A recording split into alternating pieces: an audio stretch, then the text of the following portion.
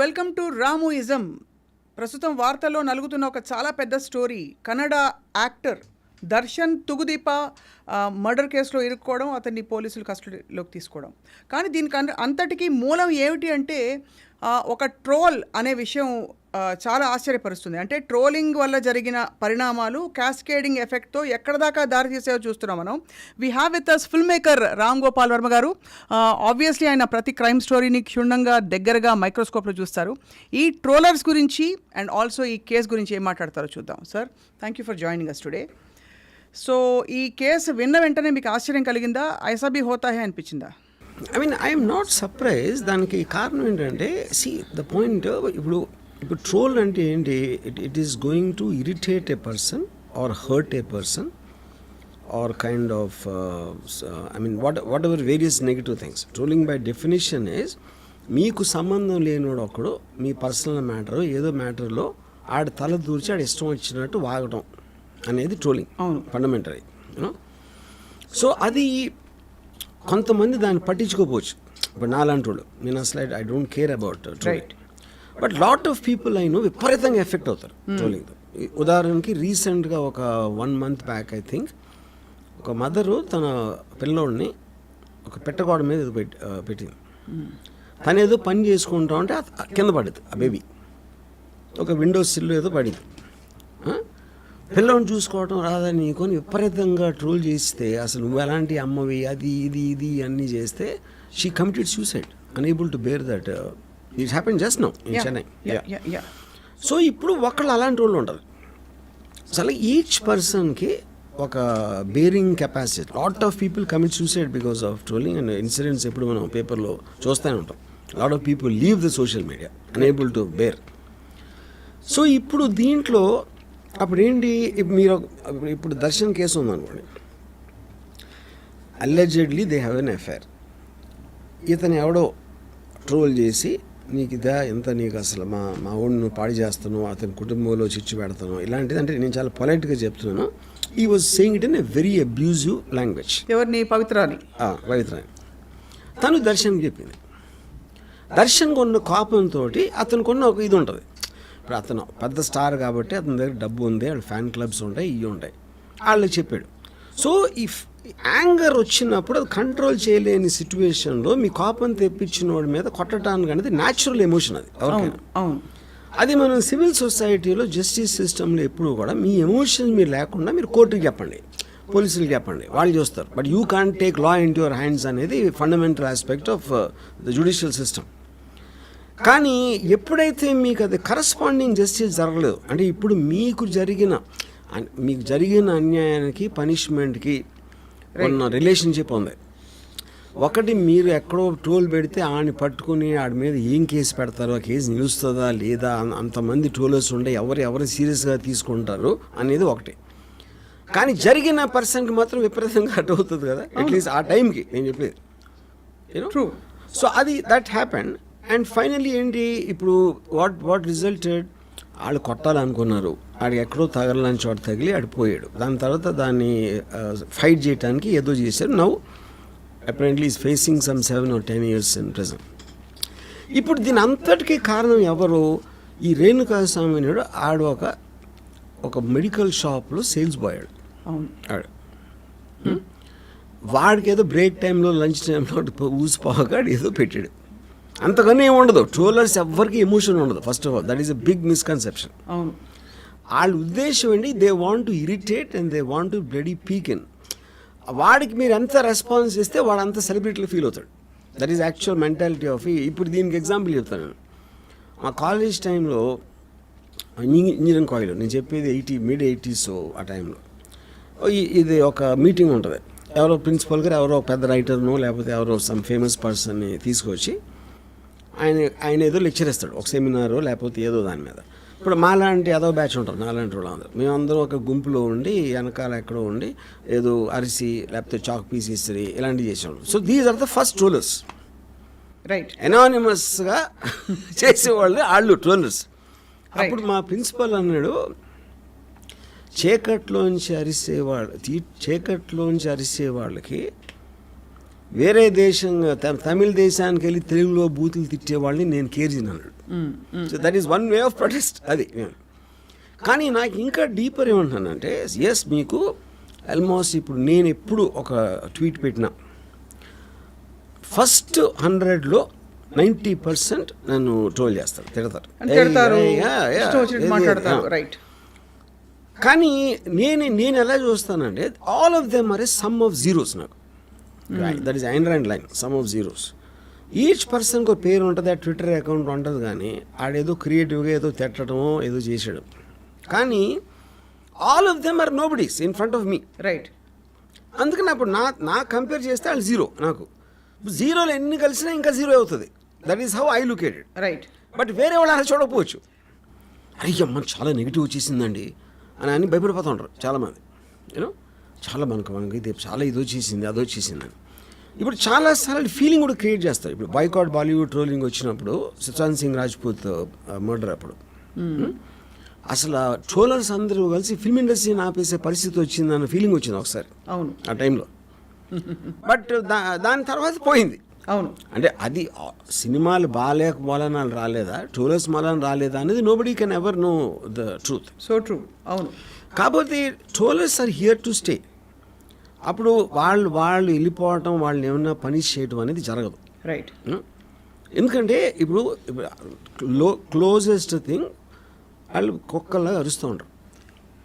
Okay. ఏనుగు వెళ్తుంది, ఏనుగు వాళ్ళు ఏం చేయట్లేదు. కానీ కుక్క మామూలుగా దొంగ వచ్చినప్పుడు అరుస్తుంది కదా. కుక్క దొంగ ఏనుగు వెళ్తూ ఉంటే అరుస్తుంది. ఎనీథింగ్ దానికి వింతగా దాన్ని అటెన్షన్ అట్రాక్ట్ చేస్తే అరుస్తుంది కుక్క. దొంగకి సంబంధం లేదు కుక్క. ఓకే. వీధి కుక్కలు నేను చెప్పి, అవును, ఇంటి కుక్క దొంగ మీద అరవచ్చు. అవును.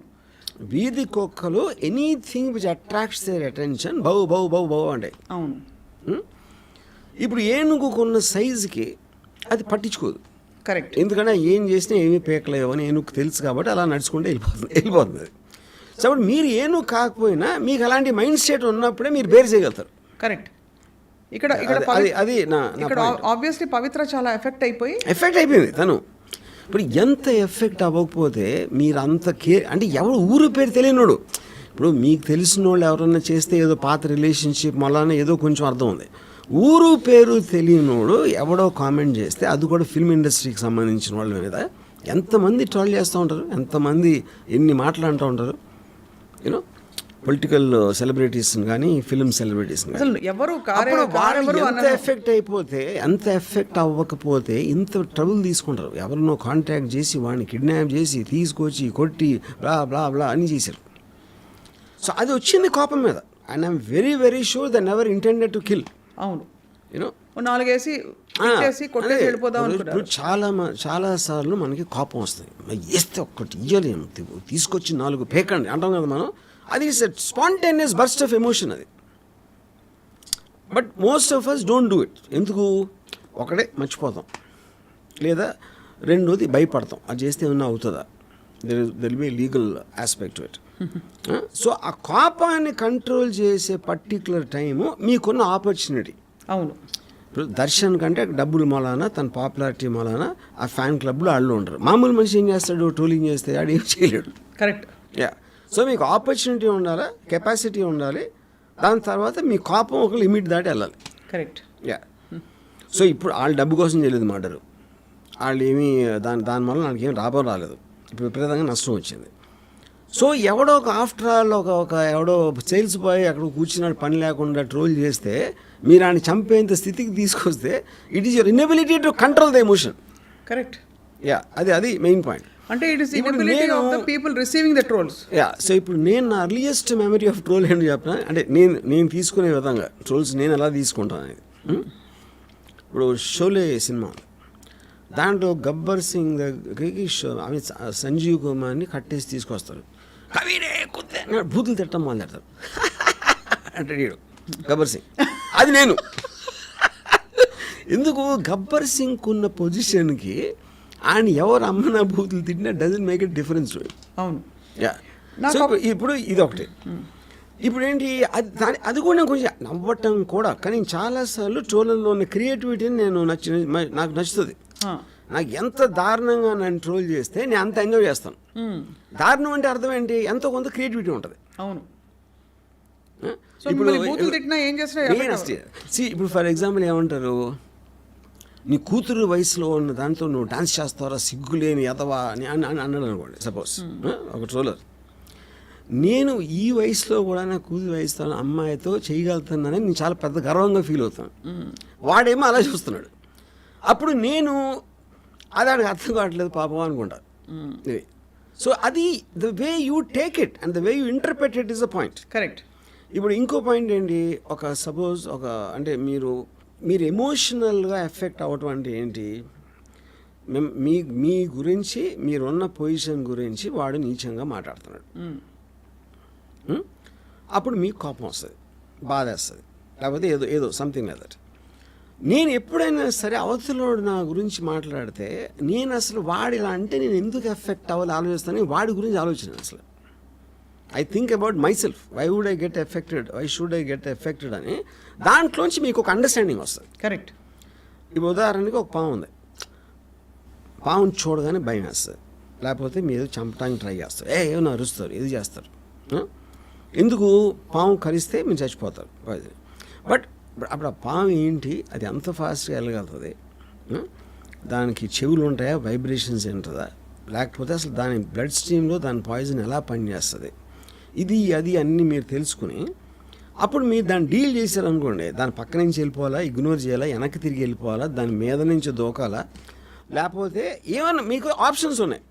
కానీ పావు చేసి ఒక పుసకొడతాను నా మీద, నన్ను కరిసేస్తుంది అని మీరు దాని మీద ఎమోషనల్ అయిపోతే దాని నైజం అది. అవును. పాము అది చేయకపోతే పాము ఎట్లా అవుతుంది? Same thing. అది చెప్తున్నాను, దానికి వస్తున్నా.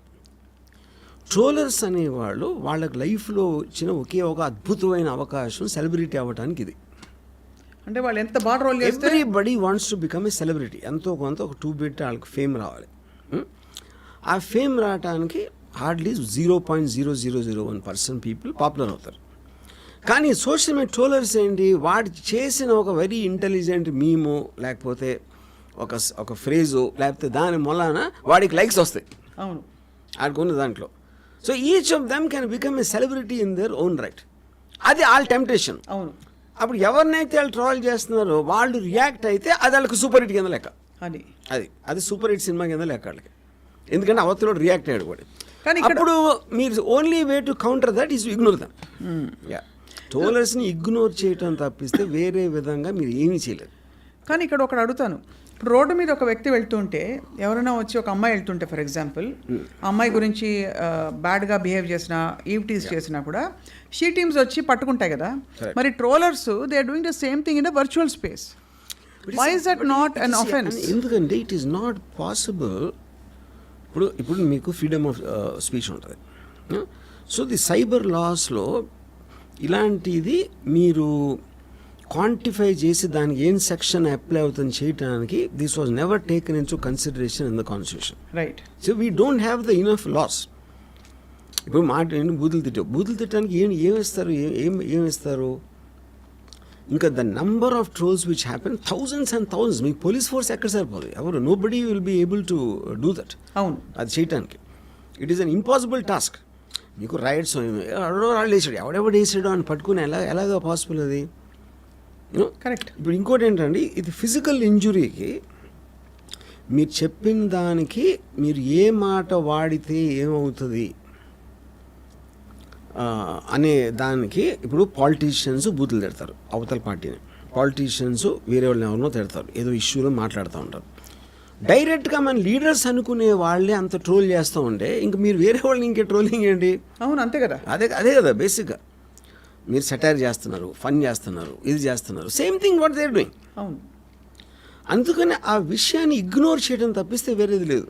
కానీ ఇక్కడ ఇగ్నోర్ చేయకపోవడం వల్ల అది వెళ్ళి ఎస్కలేట్ చేయి, గొంతెత్తి మాట్లాడు, ప్రశ్నించు అన్నట్టుగా పాపం పవిత్ర వెళ్ళి దర్శన్కి చెప్పడం, అతన్ని సీరియస్గా తీసుకోవడం, అండ్ తర్వాత జరిగిన పరిణామాల్లో ఇవన్నీ బయటపడడం ఒక చాలా సీరియస్ ఇంకా ఎంతమంది లైవ్స్ ఎఫెక్ట్ అయిపోయాయి ఒక్క ట్రోల్ వల్ల. అది కూడా గమనించాలి కదా. So how come then that we don't have or should we have laws? నేను అదే అంటున్నాను. ఇప్పుడు సపోజ్ నేను పవిత్ర గౌడ ప్లేస్లో ఉంటే I would have just smile. నేను చూసిన ఒకవేళ అది నా నోటీస్కి వచ్చిన వాడు అన్నది I would have smile because I should know that he's ఒక పని లేనోడు ఎవడో, పని పాట లేనోడు ఒకడు. పని పాట లేనోడు చేస్తారు ట్రోల్స్, వేరే వాళ్ళు ఎందుకు చేస్తారు? People are busy, will never troll. అవును. వాడు అంటే అప్పుడు ఇప్పుడు ఏనుగు వెళ్తుంది, అదే ఎగ్జాంపుల్ చెప్తాను. If she didn't even react to that, ఇదంతా ఎందుకు జరుగుతుంది? రైట్, కరెక్టే. అది పవిత్రాన్న పట్టించుకోకూడదు, లేకపోతే దర్శనాన్ని చెప్పొచ్చు, ఏదో అవుతారో వదిలేయండి, అయిపోయింది. వదిలేండి, అయిపోయింది అక్కడ. దాని తర్వాత ట్రోలర్ ఏం చేయలేడు కదా. మీరు వాడు చేసిన దానికి రియాక్ట్ అయితేనే దాని పరివేశనం వస్తుంది. రియాక్ట్ అయ్యి అనుకోకుండా ఊరికే ఒక చిన్న జలకిద్దామన్న ఒక పర్హాప్స్ ఒక ప్రయత్నం వికటించి ఈ విధంగా అయింది. చూసి ఒక్కసారి మీరు డిసిషన్ తీసుకున్న తర్వాత ఇంక మీ చేతులు ఉండదు కదా. అంతే. You can't control the role of what the decision you made. Correct. ఇప్పుడు ఉదాహరణకి నాకు మెనీ ఇయర్స్ బ్యాక్ ఒక పర్టిక్యులర్ ఒక ఆస్పెక్ట్లో ఒకటి విపరీతమైన కోపం వచ్చింది ఒక మనిషి మీద. హీ నోస్ సమ్ ఫ్యాక్షన్ గా ఆ టైంలో. తనకి చెప్తా ఉంటే ఇలా చేసాడు అన్నాడు, అది నేను మౌనం చూపించలేకపోతున్నా, అది ఇది అని చెప్తా ఉంటే ఆ ఫ్యాక్షన్ లీడర్ చంపేద్దాం అన్నాడు. చంపేద్దాం అంటే ఈయన టెంప్టెడ్. ఎందుకు? మీకు విపరీతమైన కోపం వచ్చినప్పుడు ఏదో చేయాలని అనిపించడం అనేది మానవ సహజం. అవును. ఇప్పుడు ఒక కెపాసిటీ ఉన్న పర్సన్ ఉన్నాడు మీ దగ్గర, కానీ వద్దు ఆడు పాప అన్నాడు, కానీ మీ పేరు రాకుండా చూసుకుంటాను, మళ్ళీ టెంప్టెడ్. కానీ ఫైనల్లీ సెన్స్ ప్రివైల్ చేయలేదు. రైట్. ఎందుకు చేయలేదు? ఒకటి, ఏదన్నా బెడిసి కొట్టిందంటే మళ్ళీ నా పేరు వస్తుందా? ఇప్పుడు ఇది ఎవరు చెప్పారు నాకు? ఎవరైతే అది చెప్పాడో అతను ఆడే చెప్పాడు. అతను నాకేమన్నాడంటే, రాము అది జరిగిన నెక్స్ట్ డే చేస్తుంటే చెప్పి చూడండి చంపేమని. 10 రోజులు అయింది కాబట్టి నా కోపం కొంచెం తగ్గింది. అవును. అందుకని నేను బయటపడిపోయినాడు. అప్పుడేంటి, మనకి పాత ఇది ఉంది, count to 20 when you're angry అని. అవును. 20 లెక్క పెడితే నీ కోపం పోతుంది అంటారు కదా. సో అప్పుడేంటి, కోపం అనేది it's a human tendency, but it's an emotion and all emotions keep coming down with time or whatever else happens, you know.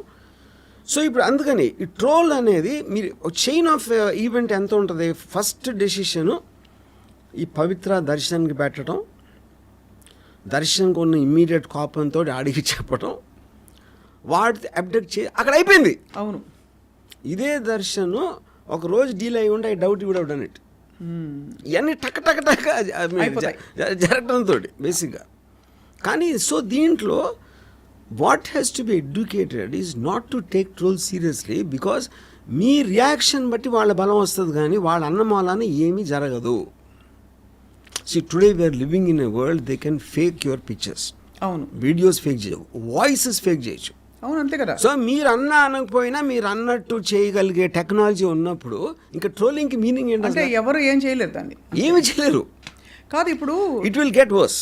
ఎందుకు ఇట్ విల్ గెట్ వర్స్ అంటే, మనకన్నా 10 రెట్లు ఎక్కువ అమెరికాలో ట్రోల్ చేస్తారు పాలిటీషియన్స్, ప్రెసిడెంట్. అంటే మీకు అసలు you cannot imagine what they doing. కానీ అమెరికాలో తేడా ఉంటుంది వర్మ గారు, బికాస్ అమెరికాలో కల్చరల్ ఫ్యాబ్రిక్ ఎలా ఉంటుందంటే, సోషల్ ఫ్యాబ్రిక్, పొట్టి బట్టలు వేసుకున్నట్టు, బట్టలు ఏంటి పైన తీసేసినట్టు, ఇంకోటి చేసో, లేకపోతే ఒక బూతు తిట్టినా కూడా ఆ కల్చర్లో అది కూడా కాదు.